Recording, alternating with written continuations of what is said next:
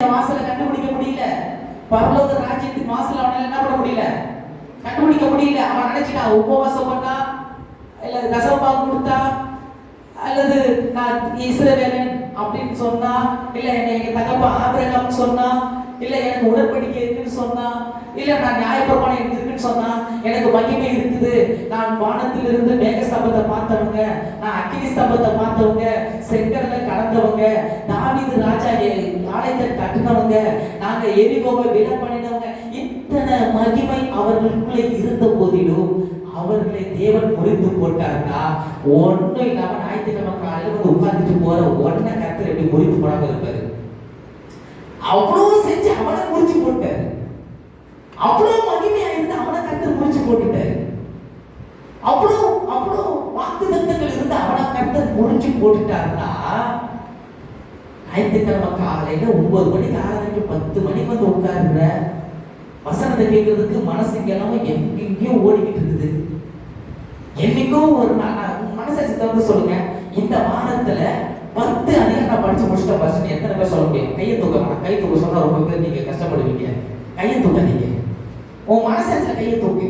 நான் இந்த வாரத்துல 10 அதிகாரம் படிச்சு படிச்சிட்டேன். நான் இந்த வாரத்துல ஒரு 2 மணி நேரம் மொத்தமாவே இந்த திங்கட்கிழமை ஆரம்பிச்சு இன்னைக்கு ஞாயிற்றுக்கிழமை காலைல வரைக்கும் நான் முழுசா 2 மணி நேரம் தந்துட்டேன். ஒரு நாளைக்கு 20 நிமிஷம் தந்து நான் 2 மணி நேரம் முழுசா ஆண்டவருக்கு கொடுத்தேன்.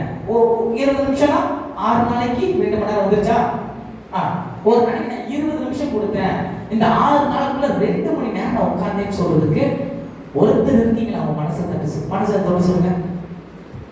இல்ல, இவ்வளோ இருந்த அந்த இஸ்ரவேலையே தேவன் முறித்து போட்டாருன்னா அவனே அவனை கண்டுபிடிக்க முடியல. தேவனுடைய ராஜ்யத்தை அவனாலே என்ன பண்ண முடியல.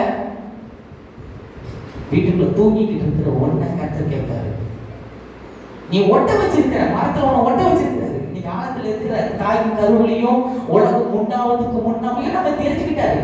எல்லாம் ஓகே. எப்படி இருக்கணும்னா ரட்சிக்கப்பட்டதுக்கு பயந்து நடுங்கி இருக்கணும். இல்லைன்னு சொன்ன ஆண்டவர் என்ன சொல்றாரு?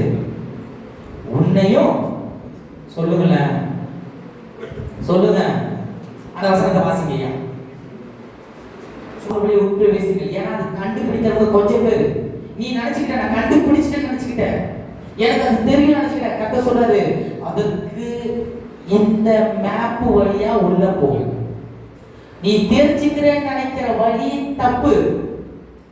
உனக்கு தெரியும் நினைக்கிற பாதை தவறான பாதை.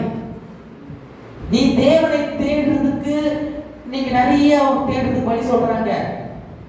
தசம்பாகம் கொடுங்க, காணிக்க கொடுங்க, இது இந்த பாட்டுக்கு அது கொடுங்க, இதை கொடுங்க, இதுதான் கர்த்தர் தேடுற வழி தாங்க. இல்ல, இது வழி அல்ல. நிறைய வழிகள் இன்னைக்கு ஊழியக்காரங்க நிறைய வழியை காட்டி கொடுக்க ஆரம்பிச்சாங்க. நான் வழியை காட்டி கொடுக்கவே இல்லை. இயேசுதான் ஒரே வழி.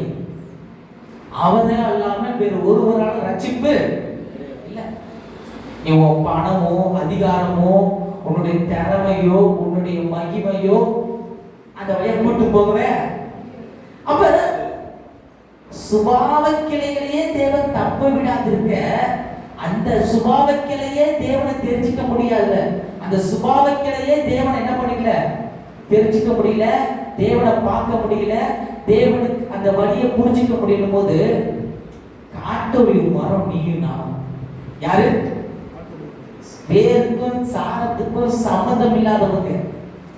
கிறிஸ்தவத்துக்கும் தேவனுடைய நியாயப்பிரமாண சட்டத்துக்கும் சம்பந்தம் இல்லாதவங்க.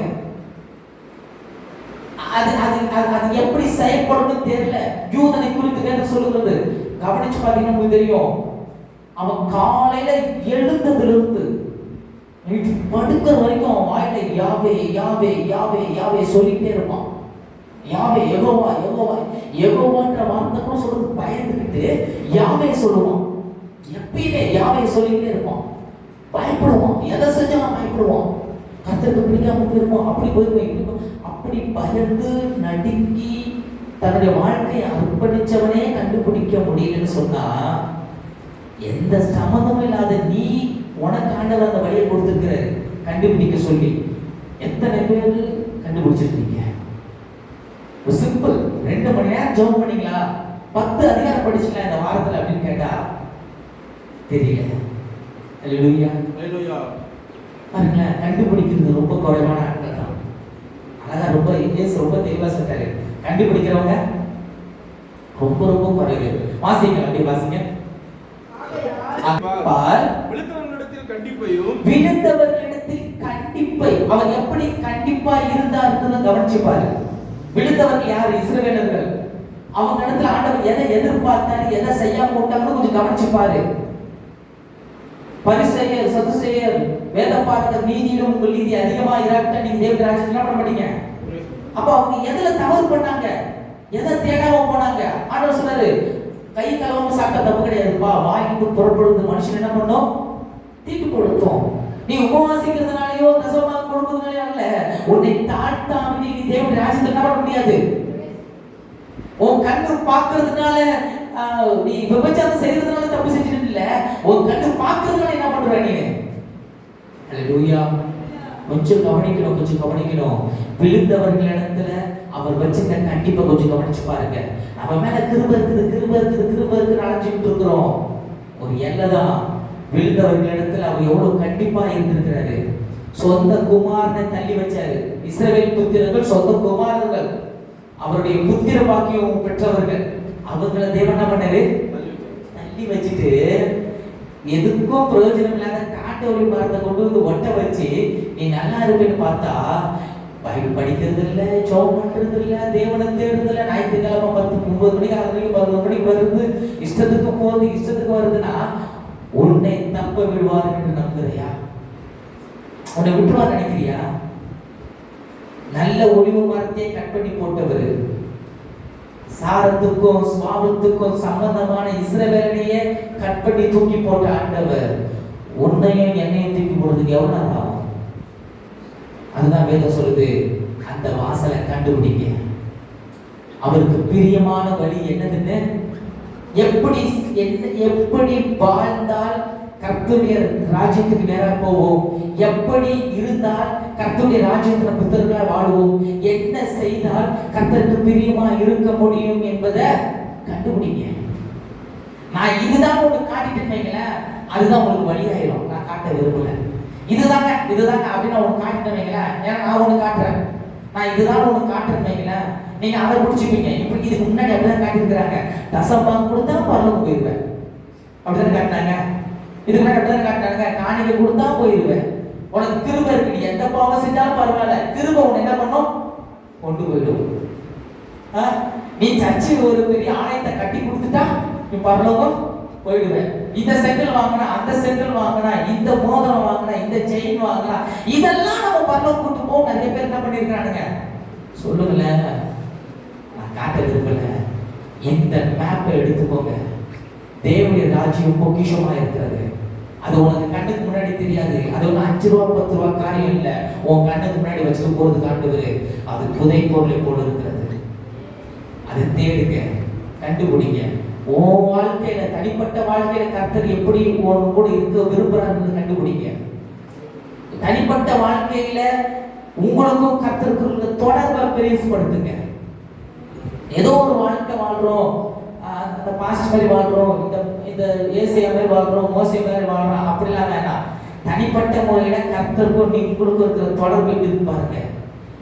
காட்டு ஒளிவு, நல்ல ஒளிவு மரத்தை தேவன் கற்பனை போடுவார்னு சொன்னா உடனே கற்பனை போடுறதுனால 5 நிமிஷம் ஆகாது.